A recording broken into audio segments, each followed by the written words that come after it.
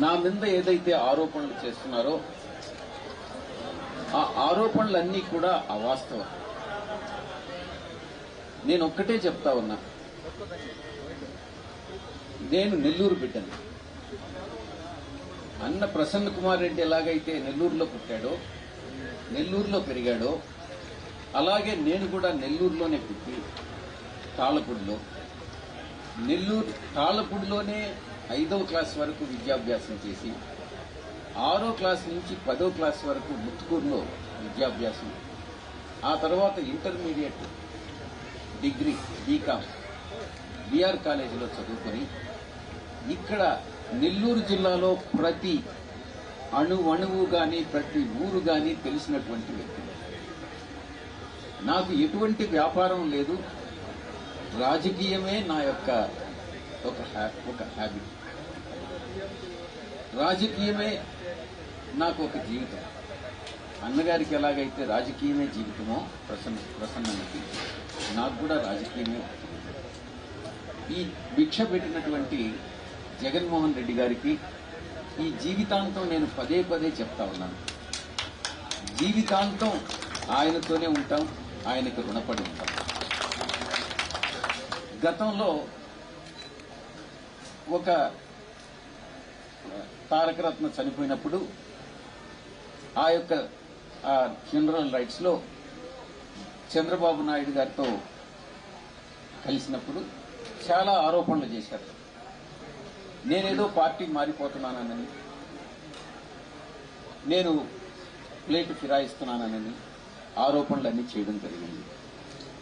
ఈ సందర్భంగా నేను ఒక్కటే చెప్తా ఉన్నాను, ఈ జీవితం బ్రతికున్నంత కాలం జగన్మోహన్ రెడ్డి గారు, రాజశేఖర రెడ్డి గారి ఫ్యామిలీతోనే ఉంటాం కానీ పార్టీ మారడం అంటే జరగదు. ఒకవేళ ఏదో మన ఇంటికి వస్తే ఏ వ్యక్తి వచ్చినా, ఒక శత్రువు వచ్చినా కూడా మన ఇంటికి మనం సాదరంగా ఆహ్వానిస్తామే కానీ మనం వెళ్ళిపోమ్మని చెప్పాం. అది సాంప్రదాయం, ఇండియా సాంప్రదాయం, హిందూ సాంప్రదాయం. మరొక విషయాన్ని చెప్తా ఉన్నాను, మనకు ఆర్థికంగా మనం బలవంతులం కావచ్చు, నేను బలహీనుని కావచ్చు, వేమిరెడ్డి ప్రభాకర్ రెడ్డి అన్న ఆర్థికంగా చాలా ముందుండవచ్చు. నేను ఈ సందర్భంగా మీకు చెప్పేది ఏంటంటే, ఈ రోజు కూడా నేను నా కుటుంబం బాడిగింట్లోనే ఉంటుంది. నీతితో నిజాయితీతో జగన్మోహన్ రెడ్డి గారికి, పార్టీకి, రాజశేఖర రెడ్డి గారి ఫ్యామిలీకి గత 30 సంవత్సరాలుగా నేను పనిచేస్తా ఉన్నాను. ఆడిటర్గా చేరి ఆ తర్వాత ఏదో కొన్ని కారణాల వల్ల రాజకీయాల్లోకి వచ్చి నాకు ఇంతటి జీవితాన్ని ప్రసాదించినటువంటి ఫ్యామిలీ రాజశేఖర రెడ్డి గారి ఫ్యామిలీ. జీవితాంతం రుణపడి ఉంటానని మరొకసారి నేను చెప్తా ఉన్నాను. డబ్బుతో చాలా కొనవచ్చేమో కానీ ప్రజల మనసుల్ని, కొంతమంది నాయకులను కొనవచ్చేమో కానీ ప్రజల మనసుల్ని, ప్రజలు ఎవరైతే నిజంగా జగన్మోహన్ రెడ్డి గారిని ఆరాధిస్తున్నారో, ప్రేమిస్తున్నారో ఆ యొక్క ఓటరు మహాశయులను కొనడం అన్నటువంటిది అసాధ్యం. ఎవరో కొంతమంది నాయకులు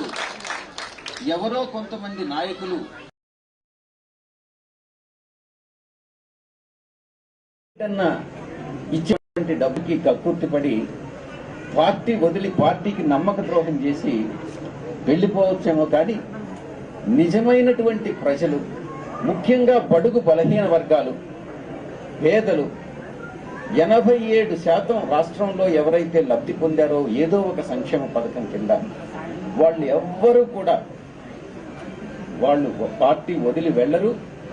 ఒకవేళ అలా వెళ్ళినట్లు కానీ ఏదైనా సమాచారం ఉన్నా కూడా నేను ఒక్కటే చెప్తా ఉన్నాను, వేమిరెడ్డి అన్నకి, మీరు డబ్బులు ఇస్తే తీసుకుంటారు కానీ ఓటు వేసేది మాత్రం వైఎస్ఆర్ కాంగ్రెస్ పార్టీ. నేను మరొక్కసారి చెప్తా ఉన్నాను, ఎవరైనా వేమిరెడ్డి అన్న గాని డబ్బులు ఆఫర్ చేస్తే తీసుకోండి, తీసుకొని ఆ తర్వాత అతనికి ఓటు వేయొద్దు, వైఎస్ఆర్ కాంగ్రెస్ పార్టీకి ఓటు వేయండి అని నేను విజ్ఞప్తి చేస్తాను. ఎందుకంటే రాష్ట్రంలో ప్రతి ఒక్కరూ కూడా ఆర్థికంగా సామాజికంగా బలపడాలి అన్నటువంటిది, రాజకీయంగా బలపడాలన్నటువంటిది వైఎస్ఆర్ కాంగ్రెస్ పార్టీ జగన్మోహన్ రెడ్డి గారి అభిమతం. మీరు గత 5 ఏళ్ల పరిపాలన గాని చూస్తే 5 ఏళ్ల పరిపాలనలో శ్రీ జగన్మోహన్ రెడ్డి గారు అనేకమైనటువంటి సంక్షేమ పథకాల్ని, అనేకమైనటువంటి అభివృద్ధికి సంబంధించినటువంటి ప్రాజెక్టులను కానీ, వీళ్ళు చెప్తా ఉంటారు అభివృద్ధి అనేది జరగలేదని.